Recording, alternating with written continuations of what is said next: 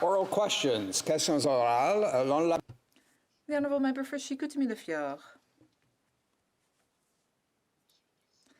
Mr. Speaker, yesterday's announcement by the Minister of Defence regarding the problem of sexual assault in the military was nothing more than smoke and mirrors.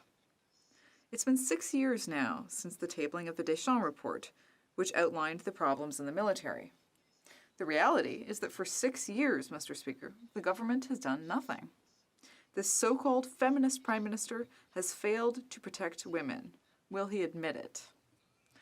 The Honourable Minister, or rather the Honourable Parliamentary Secretary. Mr. Speaker, the inquiry led by Ms. Arbour will allow us to move forward while taking account of the existing challenges.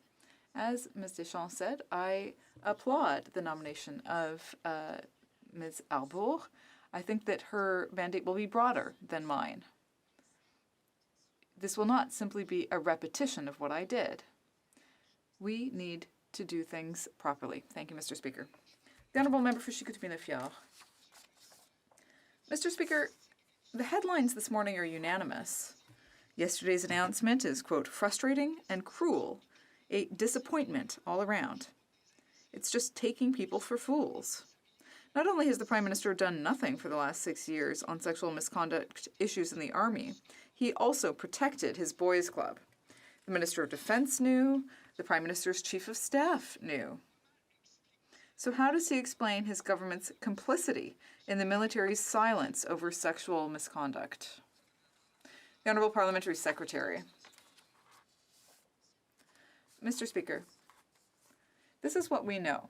Prime Minister Harper appointed General Vance in July 2015, even though he was under active inquiry within the Canadian Armed Forces. The Leader of the Opposition said that he had transmitted those allegations of sexual misconduct in July 2015. He said that Vance had been, quote, examined. A few days after his appointment, the investigation was suddenly abandoned. The officer in command said that he was under pressure. From whom, Mr. Speaker? The Honourable Member for Chicoutimi-Le-Fjord. Mr. Speaker, we never expected much of the Liberal government, but at the very least, we expected them to act on the important issue of sexual assault in the military. With yesterday's announcement, the Prime Minister did not seek to protect women in the military. Rather, he sought to protect his Chief of Staff. The current situation is shameful and disgraceful. Will he let Katie Telford testify at the Defence Committee? The Honourable Parliamentary Secretary. Mr. Speaker, we are focusing on survivors. We want to listen to them and learn from them. Members know that committees are independent, and the Defence Committee heard more than 6 hours of testimony from the Minister. While the Conservatives are playing political games, we are working hard to ensure that our women and men in the Army have a safer workplace. Thank you. Well, Member for Abbotsford. Mr. Speaker, the government's recent budget failed to deliver the hope that Canadians had been waiting for. Instead of delivering an economic growth plan, the Prime Minister delivered an inflation plan. Bigger deficits, bigger debt, but no plan to manage the financial consequences of this pandemic. The best the Prime Minister could come up with was an enormous spending plan that is now beginning to stoke the fires of inflation. Does he not realize that this economic crisis is now his failure? The Honourable Minister.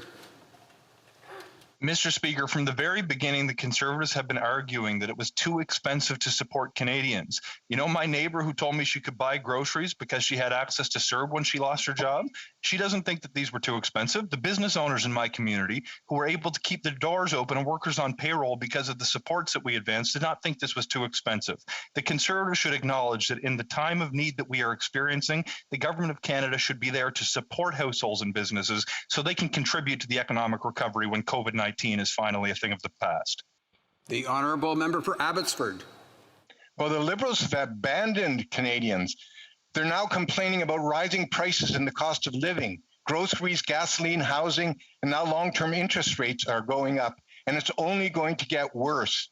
In his budget, the Prime Minister could have invested wisely. Instead, he spent his stimulus money on election goodies, adding to the inflationary pressures driving up prices.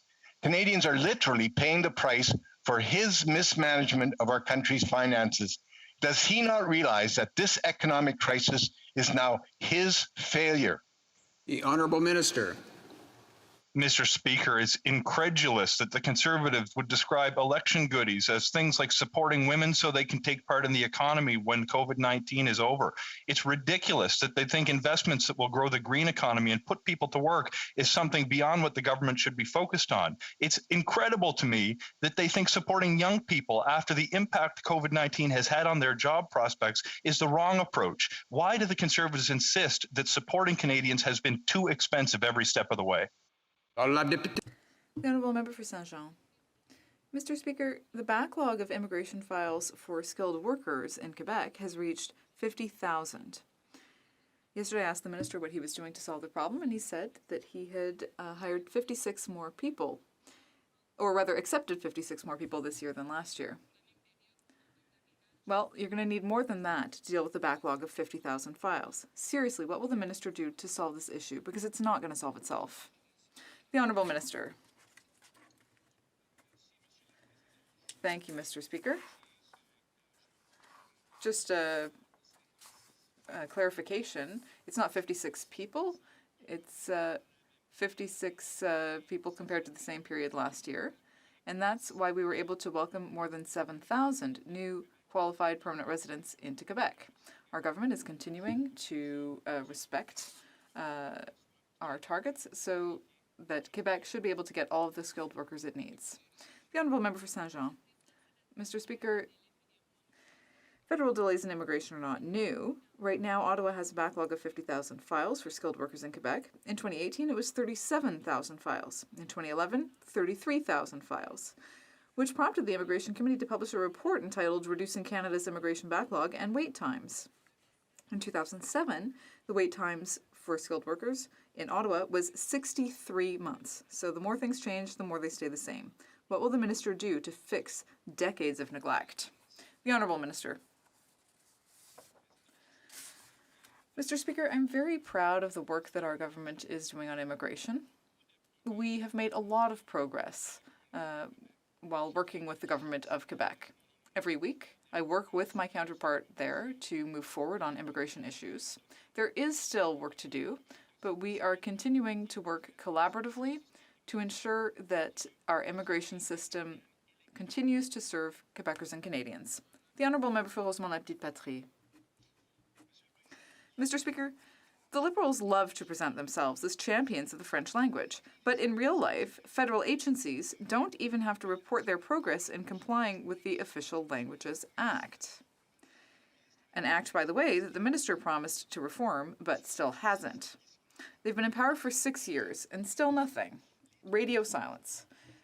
Francophone rights are being trampled in the public service, and Laurentian University is slashing its French language programs. When will Liberals make the protection of French a priority from coast to coast to coast? The Honourable Minister. Yes, thank you, Mr. Speaker, and thank you to my colleague for raising this issue. I'm very proud to be able to answer the question. Like him, I'm a Quebecer, I'm proud of the French language, and I'm proud of the role that the Canadian government has played in supporting Francophones across the country.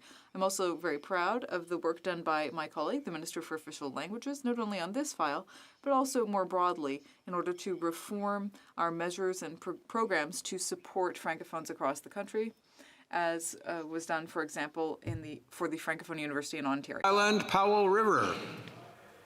The Liberals have intentionally broken their promise to veterans to eliminate the marriage after 60 clause. Created in the early 1900s, this clause blocks the partners of veterans and RCMP, if they marry after 60, of ever having access to their pension after death. Some veterans are refusing part of their pension right now to support their partner in the future, which means they're living in deep poverty. It's a very simple fix, Mr. Speaker, and a feminist government would do it. Will the minister commit to finally eliminating this clause today, or will Canada continue to punish veterans for finding love after 60? The Honourable Minister. Thank you, Mr. Speaker. I want to thank my colleague for an important question. We have been working with Statistic Canada and the Canadian Institute for Military and Veteran Health Research to gather information about these survivors. Over the coming months, we will use the results of this research to inform how best to support these survivors. The well-being of our veterans and their families is always our #1 priority. Thank you, Mr. Speaker. The honourable member for Carleton. During the Great Global Recession, the Harper government refused to fund spending through money printing at the Bank of Canada. The result was we ended up having better growth than the US, better than the G7, better than the average of the advanced economies. Fast forward to present, the government is funding its spending through money printing at the Bank of Canada, leading to the worst economic growth of any government since the Great Depression, and now, predictably, inflation. As Canadians struggle to find work, they're seeing food, fuel, and housing prices skyrocket. Why is this government imposing an inflation tax right in the middle of a pandemic crisis? Honourable Minister. Mr. Speaker, the honourable member was at the same Finance Committee meeting that I attended last week, or earlier this week, with the Governor of the Bank of Canada, who dispelled the very myth he continues to perpetuate. I don't know what it is about the Conservatives. During an unprecedented public health and economic emergency, they refuse to acknowledge that the Government of Canada should step up and be there for Canadians in their time of need. My message to anyone listening today is that if you have been impacted financially or from a public health point of view, this government will be there for you no matter what it takes, as long as it takes. Honourable member for Carleton. Yeah, it's been right there standing next to people with its hands in their pockets. As they walk down the grocery aisle, this government's inflation tax is raising the price of meat by 5 to 7% this year, the price of bakery by 4 to 6%, and the price of vegetables by 5 to 7%. Real estate is up 40%. Great news if you own a mansion, terrible news if you're a working class renter struggling towards the dream of home ownership. Why is this government hitting Canadians with an inflation tax right in the middle of a pandemic? The Honourable Minister. Mr. Speaker, the honourable member accuses our government of having our hands in the pockets of Canadians. We have put through CERB direct income supports into the pockets of 9 million middle-class Canadians, Mr. Speaker. We have from the very beginning been supporting Canadians with programs, not just like CERB, but if you go back several years, the Canada Child Benefit, which stopped sending childcare checks to millionaires so we could leave 9 out of 10 families better off. Every time we put forward measures that help ordinary Canadians, the Conservatives can be counted on to vote against them. They continue to oppose our measures to support Canadians through this pandemic when we know they need support more than ever. The honourable member for Carleton. Wow, is this guy ever out of touch? He better take a drive 25 minutes to here, to a community called Riverside South, where a working class family recently reported they were outbid trying to buy a house 9 times. The last time by $400,000 over asking price. Working class people can't find a place to live. And he says, oh, we'll send you a $2,000 check for a $400,000 bid over asking price on a home. People can't find places to live. They can't afford food. Why is this government hitting the most vulnerable with an inflation tax right in the middle of a crisis? The Honourable Parliament Secretary. Mr. Speaker, it's extraordinary for the honourable member of all people to accuse me of being out of touch. It was our government that advanced supports like CERB during people's time of need that allowed them to keep a roof over their head and food on the table. It was our government that during their time of need, we advanced programs like the wage subsidy that kept more than 5 million workers on the payroll so they could retain a connection to their employer and access to their benefits. It was our government that advanced the emergency business account time of need. Our message. Order. Order. Order. Order. This can't become a debate while question period is going on virtually. I'd ask members to listen and hear what other members and questions are put in the course of question period, and let's stick to that. We'll now go to the honourable member for Kelowna Lake Country. Mr. Speaker, on Wednesday, President Biden addressed the U.S. Congress and stated his Buy America measures will be tough, and any potential exemptions to it have been, quote, strenuously limited. Buy America and the Buy American executive order are a serious concern because the Liberals have still not received assurances that Canada will be exempt. Can the Minister of International Trade confirm that Canadian businesses and workers will be exempt from these strenuous Buy America rules? Honourable Minister.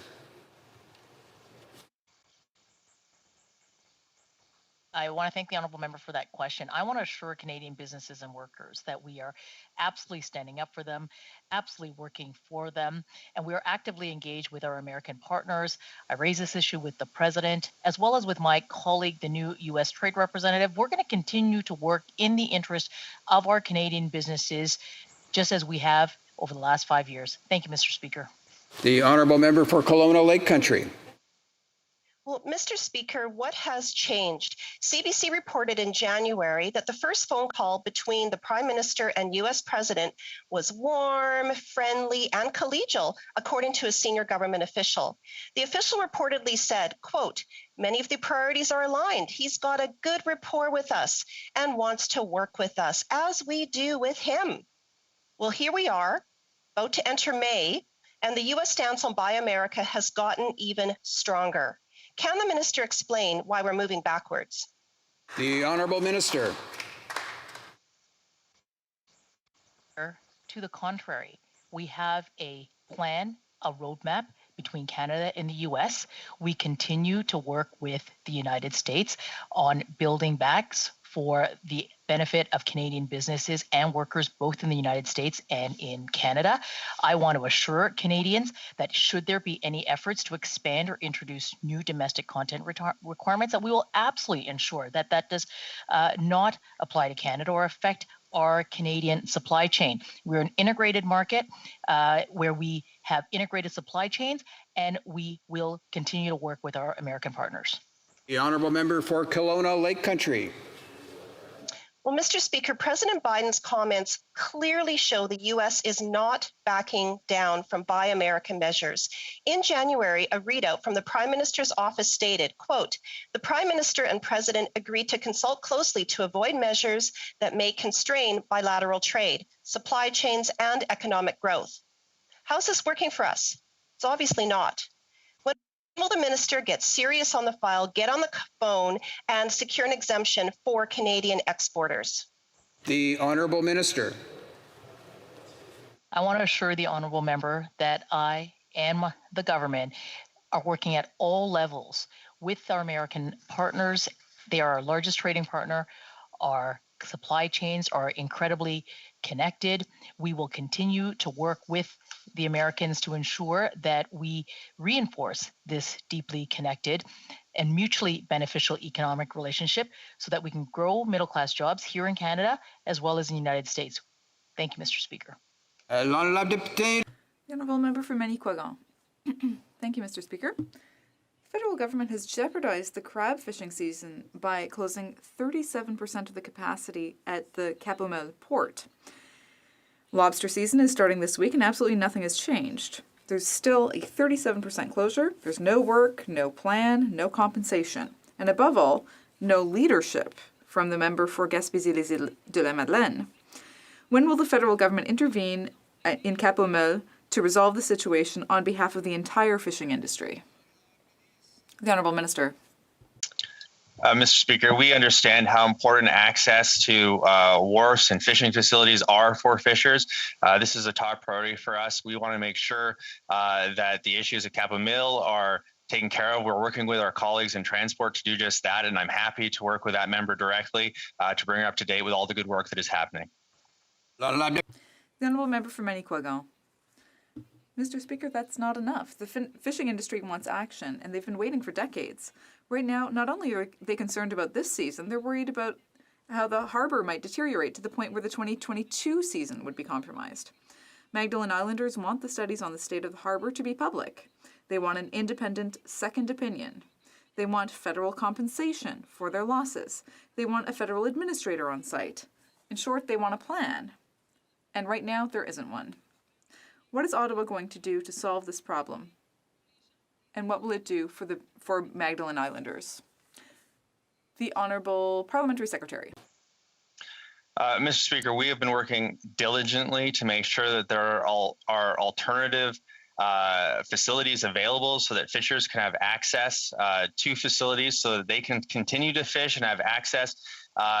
We understand how important fishing facilities are for coastal communities, especially in this case. The Department of Fisheries and Oceans is working diligently and directly with Transport Canada to resolve this issue, and I look forward to providing continued updates to that member and to all fishers that are affected in that region. The Honourable Member for Mégantic-L'Érable. Mr. Speaker, once again the Liberals are showing how incompetent they are when it comes to pandemic management. On Wednesday we learned that they were going to make people who had been on holiday returning to Canada eligible for EI. This is the same situation that we saw with the CERB in January. Paying government money to people who break health measures doesn't make sense. Now, why did the minister authorize this completely ridiculous directive? The Honourable Minister. Mr. Speaker, let me be clear. No one should be traveling right now. EI is there for people who lost their job or can't work through no fault of their own.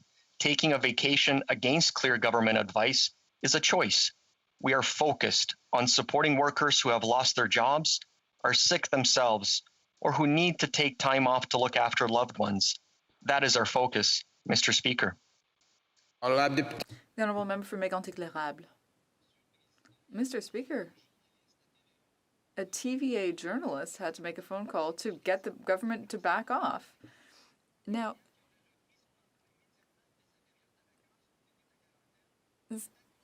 someone who left the country and came back and immediately resumed their job would have been eligible.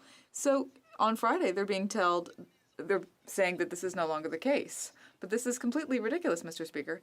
How could the minister believe from the very beginning that it was ever a good idea to have holiday seekers get paid? The Honourable Parliamentary Secretary.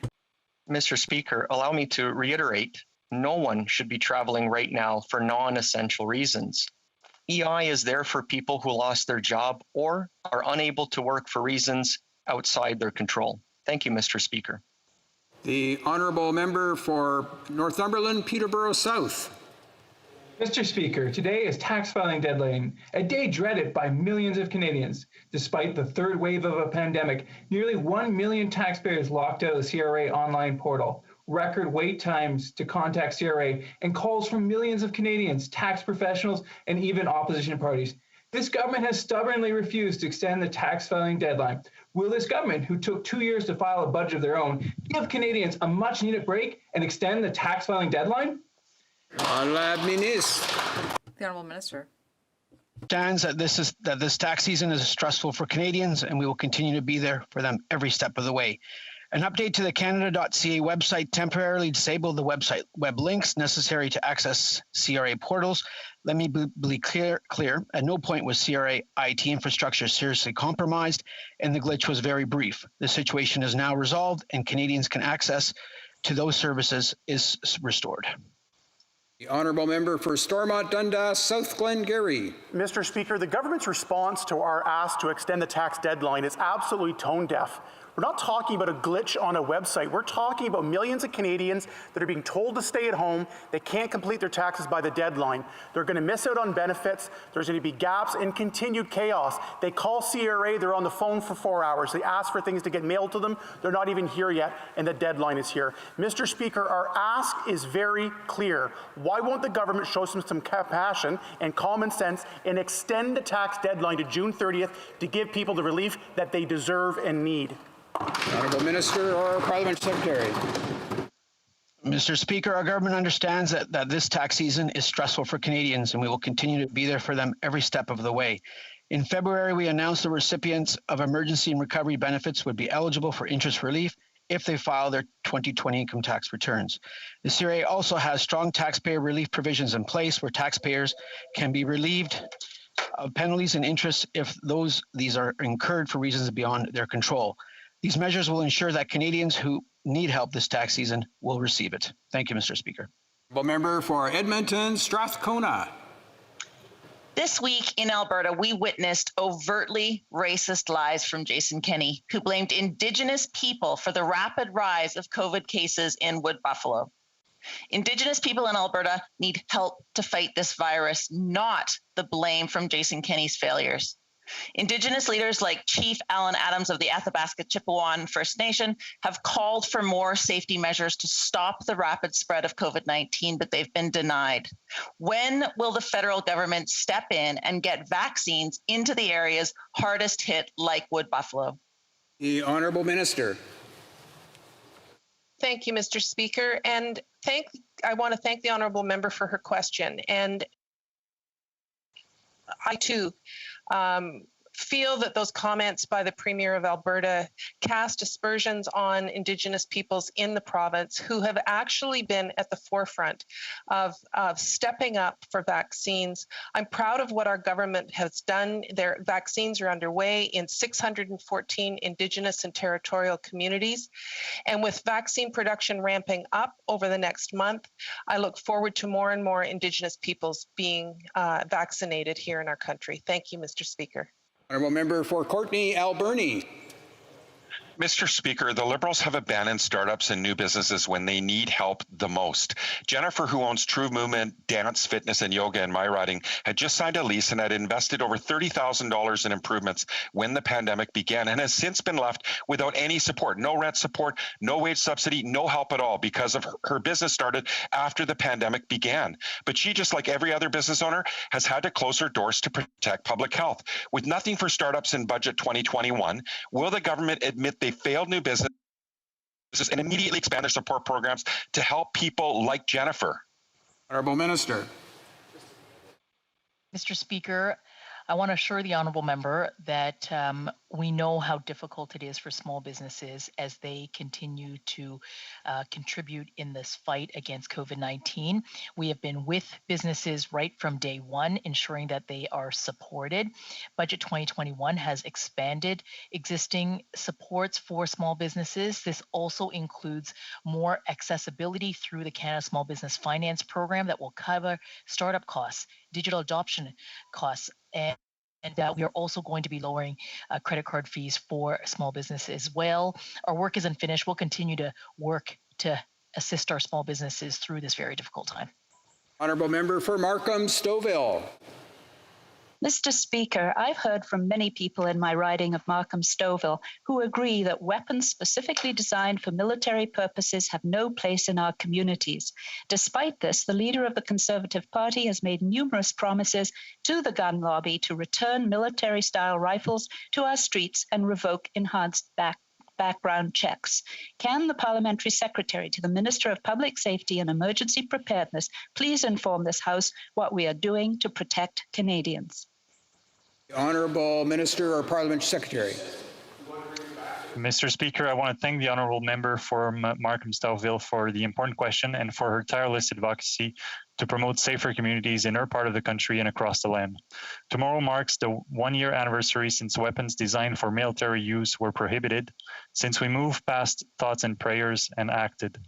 Of the 5 countries that have prohibited these rifles, none have experienced mass shootings this year, the other countries averaging 1 mass shooting per day. Our plan to protect our communities is working, but we need to finish the job. With our new legislation, we will complete the prohibition and ensure that these rifles never re-enter our communities again. Thank you, Mr. Speaker. The Honourable Member for Fundy Royal. Mr. Speaker, my office has heard from many New Brunswickers who are very concerned about this Liberal government's plan to censor internet content. This bill will have a chilling effect on local content creation, something that is increasingly important in rural communities where residents use social media to share news and share their stories. Will the minister do the right thing and abandon this Orwellian plan? The Honourable Minister or Parliamentary Secretary.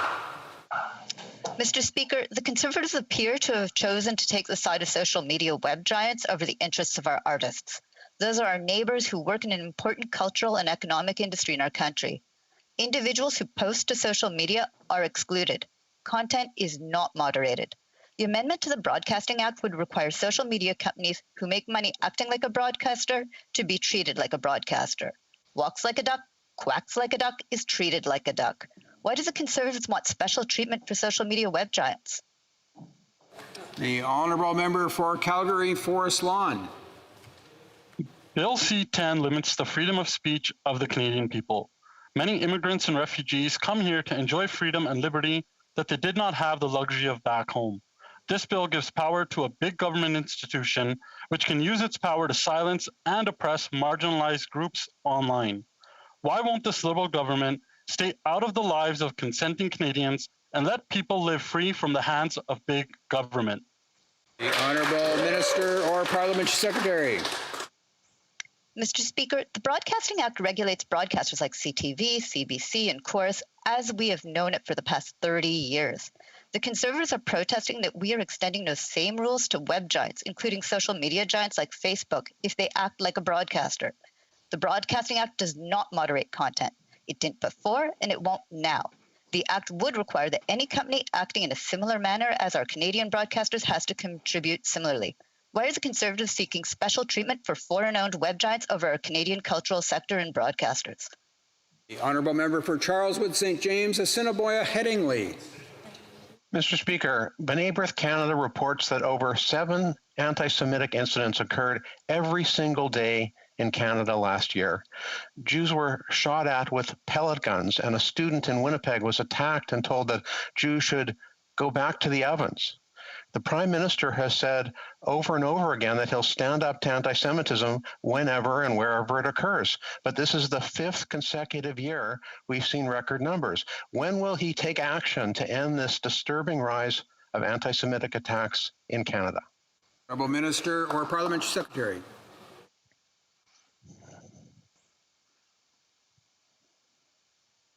Mr. Speaker, our government takes anti-Semitism very seriously, and we've always stood up against it.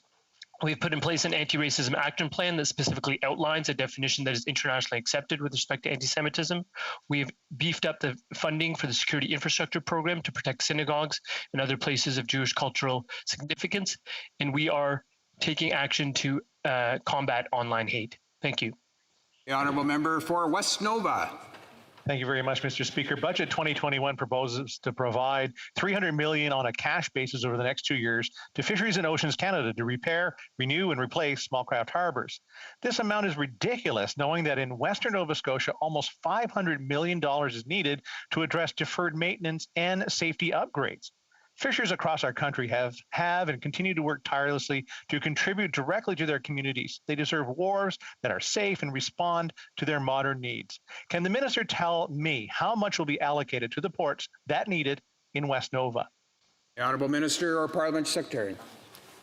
Mr. Speaker, our government understands how important small craft harbors are all across our great country, from the West Coast to the East Coast to that member's riding. That's why we have consistently contributed and invested in our small craft harbors. While the last government took that funding away, we have contributed over $300 million just in this budget, accumulating to more than $1 billion of investments to make sure that people on the East Coast, including in that member's riding, have safe access to wharves so that they can pursue their livelihoods. Mr. Speaker, the government withdrew from Switch Health the management of testing of temporary foreign workers because they couldn't offer services in French and caused delays. But today, Switch Health is in charge of testing the rest of the population crossing the border, and it's a fiasco. How can a business that was unable to serve 500 workers serve all of Quebec?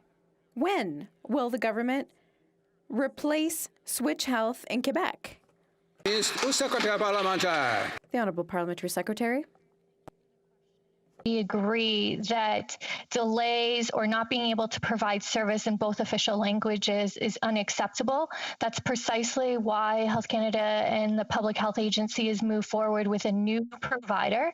We are going to continue to work with Switch Health to address any additional concerns, but make no mistake, Mr. Speaker, we won't hesitate to act, and we are constantly looking for additional providers to provide this service in a timely and effective manner. Mr. Speaker, Quebecers are being quarantined for up to a month because of Switch Health. They have to use Switch Health. It's the only recognized provider of screening tests. But Switch Health can't offer services in French, can't pick up the tests quickly, doesn't offer service on weekends or in remote areas, and worst of all, they somehow find a way to lose the tests and people have to start all over. Switch Health doesn't work for Quebec. When will the government replace Switch Health? The Honourable Parliamentary Secretary. Mr. Speaker, the member opposite doesn't take yes for an answer. We agree that service levels are expected. We attempted to work with Switch Health to rectify these issues. However, we decided to move forward with a new provider in Quebec. We want to ensure effective, fast testing in both official languages, and that's precisely why we move forward on making a change. We are going to continue to make sure that all Canadians have access to safe and effective testing in whichever official language of their choice. Thank you, Mr. Speaker. Honourable member for Bruce Grey, Owen Sound. Mr. Speaker, among my constituents are Amish and Mennonite families. They need clarity on the hurdles they face returning to Canada after being in the U.S. for compassionate reasons or returning to Canada for a family illness. Nearly all aspects of travel into Canada require some sort of phone app or internet access, which these Canadians don't have. After being bounced from CBSA to PHAC to Federal COVID Hotline to Ontario Telehealth without answers, can someone tell me what procedures are in place for all Canadians to ensure that they have the necessary information to request quarantine exemptions for compassionate reasons without internet or phone access? Honourable Minister or Parliamentary Secretary. Mr. Speaker, thank you for the question. And of course, we understand that there are some compassionate needs for travel. However, let me clarify that it is crucially important that during this time, Canadians do not travel. In the event that they do have to, there are supports available to clarify the rules. But Mr. Speaker, it is very important that we follow the public health guidelines, ensure strict measures at the border, stopping the spread of this virus, and ultimately our goal is to save lives. We will continue to put in place communications and support to make sure all Canadians understand the rules. But Mr. Speaker, our fundamental goal is to ensure Canadians are safe and we stop the spread of this virus. La députée de Portneuf, Jacques Cartier. Merci, Monsieur le Président. Il y a plusieurs... Thank you, Mr. Speaker. Several agricultural producers and agribusinesses in my riding are impatiently waiting to welcome temporary foreign workers. Security at the border is paramount, and we have to be careful because of new variants. However, these essential workers need to be able to enter the country quickly. Our agricultural producers are very worried because they need access to this labor force now. The production cycle of fruits and vegetables can't be put on hold. Can the minister assure our entrepreneurs that they will be able to welcome their workers very soon? The Honourable Parliamentary Secretary. Well, thank you, Mr. Speaker. Our government recognizes the integral role foreign workers play in Canada's agriculture and seafood sector. We have streamlined requirements and introduced priority processing for applications and work permits in these sectors. We have also launched a temporary measure that allows workers already in Canada to start a new job while their work permit application is being processed. While COVID-19 has presented unique challenges to Canada's job market, certainly, we continue to support workers, employers, and our provincial partners to ensure the continued strength of Canada's food sector and supply chain. Thank you, Mr. Speaker. La députée de Beauce. The Honourable Member for Beauce. Monsieur le Président, le gouvernement continue de recycler ses points de discussion. Mr. Speaker, the government continues to recycle its talking points about temporary foreign workers. Flights coming from hot zones are an issue. Many businesses in my riding are waiting for test results that aren't being processed quickly enough. This creates additional costs for businesses and farmers. When will the three departments involved work together and find a real solution? And who's going to take on the extra costs being shouldered by the proprietors? The Honourable Minister. Thank you very much, Mr. Speaker. Our government has taken a number of important steps to ensure the safe arrival and well-being of temporary foreign workers. Along with the mandatory 14-day quarantine, we have introduced more stringent pre- and post-travel requirements. The mandatory isolation support for temporary foreign workers program is an important part of our efforts to protect the health and safety of workers, employers, and communities. With 84% $0.4 million invested in this program, employers are receiving support to manage the costs associated with the mandatory quarantines. We remain committed to ensuring the health and safety of temporary foreign workers, employers, and communities, and we are committed to making sure that temporary foreign workers arrive safely and in a timely fashion. The honourable member for Vancouver Centre. Mr. Speaker, COVID-19 containment led to an increase in gender-based violence across the country. From the start of the pandemic, frontline organizations have struggled to meet the increased demand for services. And so I was glad to see Budget 2021 increase funding to support these groups. But to be effective in ending gender-based violence, we must consider men and boys. Can the Minister of Women and Gender Equality tell us what support is available for them? The Honourable Minister. Mr. Speaker, I thank my honorable colleague for her advocacy for women and LGBTQ2 folks here at home and around the world. The budget includes more than $3 billion to address and prevent gender-based violence in all its forms, and we have the partnerships across the country to move forward. Take Rowan's House in Alberta. With a grant from our government, they've created a shelter for men who have harmed the women in their lives. Men leave the home, so women and children don't have to. Through this voluntary program, men learn to accept responsibility for their behavior and build healthier relationships.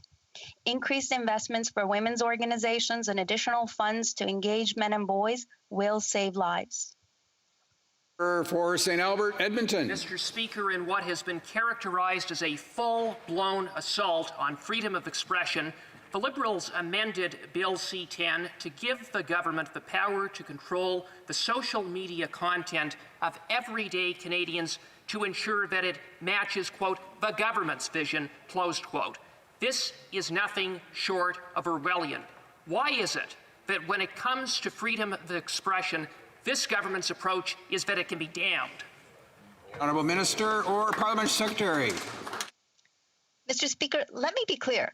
The Broadcasting Act does not moderate content. It's about how broadcasters contribute to the creation of Canadian content, the discoverability of that content, and the rules of that nature. People who post to social media are specifically excluded from being considered broadcasters. Social media companies that make money by acting like a broadcaster are not excluded. May I ask why the Conservatives want to create an exemption to protect social media web giants from contributing their fair share? The honourable member for Prince George, Peace River, Northern Rockies. Mr. Speaker, last week I had a disturbing phone call from Ben, who just returned to Canada after doing paramedic work overseas. Gabriella, his pregnant wife and 11-month-old daughter, had to stay at one of the government's quarantine hotels. After paying thousands of dollars, the hotel refused to provide food for their baby daughter, only offering her oatmeal and then suggesting his wife share the deep-fried food they gave her. Thankfully, friends were able to drop off some baby food. Why is this government treating returning Canadians so poorly? Why? Honourable Minister or Parliament Secretary. Mr. Speaker, thank you for the question. And first, let me acknowledge and thank the member for raising the work that his constituent has done, and we thank them for that. Certainly, when it comes to quarantine hotels, we expect the hotel providers to provide an adequate level of service. I take the comments that have been raised, we will take it back, and we will continue to work with these providers to ensure that they are providing this level of service. But Mr. Speaker, again, the reasons for the quarantine, mandatory quarantine, are to ensure that Canadians are safe, we stop the spread of this virus, and we save lives. But I will absolutely raise these concerns and ensure they are addressed with the provider. The honourable member for Sturgeon River, Parkland. Mr. Speaker, the latest Liberal budget has revealed yet another Liberal broken promise. In 2019, the Liberals promised to support communities where coal has been phased out with a $150 million infrastructure fund. In today's budget, I found no reference to their promise to these communities. The Liberals are leaving communities and the families that live in them behind. Why did the government break their promise to coal communities and not include the $150 million infrastructure fund that they promised? The honourable Minister or Parliament Secretary. Mr. Speaker, with respect, I live in a province that continues to rely on coal, and I want to thank our Premier for his commitment to accelerate the phase out of this form of energy usage. With respect to the use of coal, I'd point the honourable member to the fact that there, in fact, are supports being administered today through regional development agencies to help communities that are phasing out coal. I'll look forward to continuing our work to support communities as they transition to a clean future. Indeed, there are very few things that are even close to being that important. The honourable member for West Vancouver, Sunshine Coast, Sea to Sky Country. Mr. Speaker, British Columbians are concerned about the steep decline of wild Pacific salmon. When the people of West Vancouver, Sunshine Coast, Sea to Sky Country elected me, they expected me and this government to take action to protect and restore this iconic species. With this in mind, can the Parliamentary Secretary to the Minister of Fisheries and Oceans please update this House on what our government is doing to protect and restore wild Pacific salmon? The Honourable Parliamentary Secretary.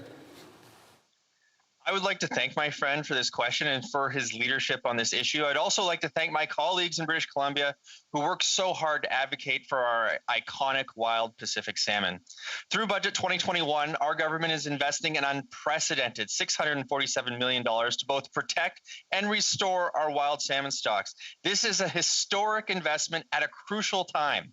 Working together with our provincial and Indigenous partners, we can ensure that wild salmon grow and prosper on the BC coast for generations to come. Honourable member for Esquimalt, Saanich Sooke. This month, on the eve of the International Holocaust Remembrance Day, the Chabad Center in Victoria was defaced with anti-Semitic threats, clearly a hate crime. This week saw the release of a report on anti-Semitic incidents in Canada, which showed another annual spike of 18%, the fifth consecutive annual increase. Mr. Speaker, Canadians have been without an important and effective tool in fighting hatred since the repeal of Section 13 of the Canadian Human Rights Act by the Conservatives, the section that allowed filing complaints about hate incidents with the Human Rights Commission.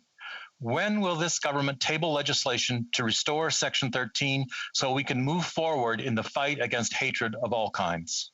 Honourable Minister.